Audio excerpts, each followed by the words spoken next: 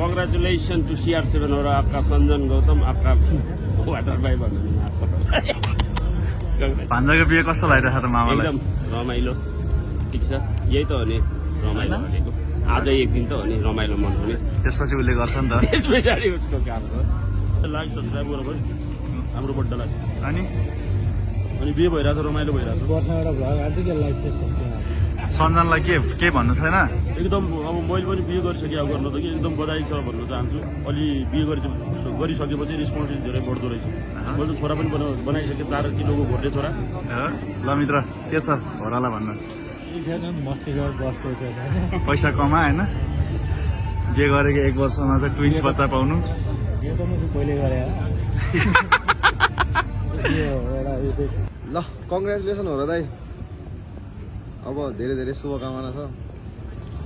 follows फुलोस् राम्रो होस्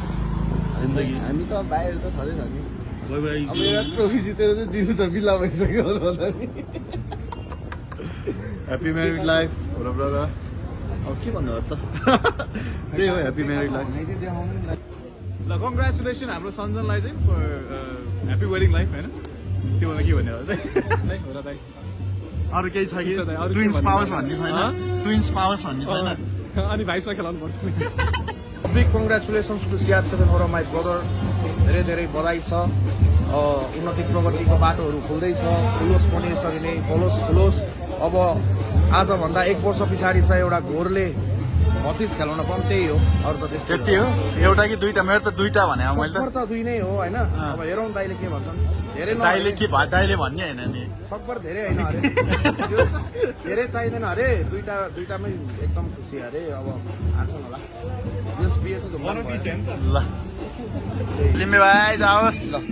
हाम्रो लाल साथी हाम्रो CR7हरूलाई कङ्ग्रेचुलेसन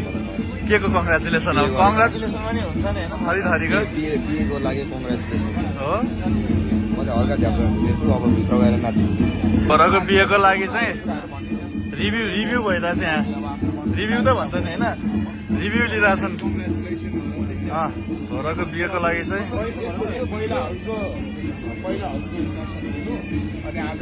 घरको बिहेको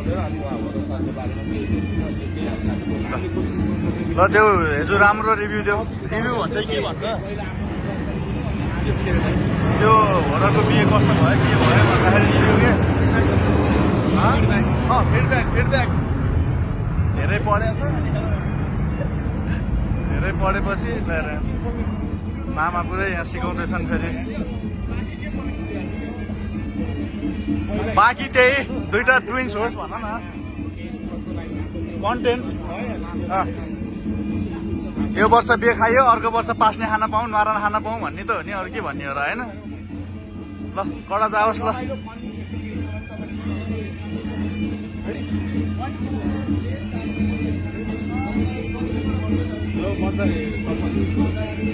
अब दाइलाई कङ्ग्रेचुलेसन दिइराख्नु त पर्दैन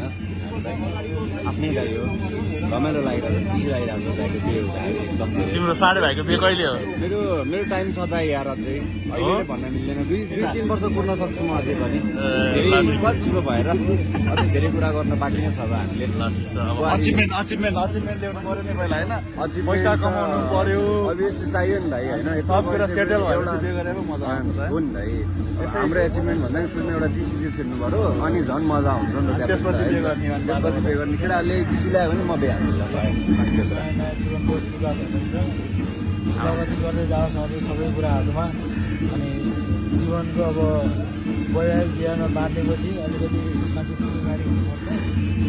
त्यो पनि ल हाम्रो मित्रले यतिको बोले जस्तो सकियो नि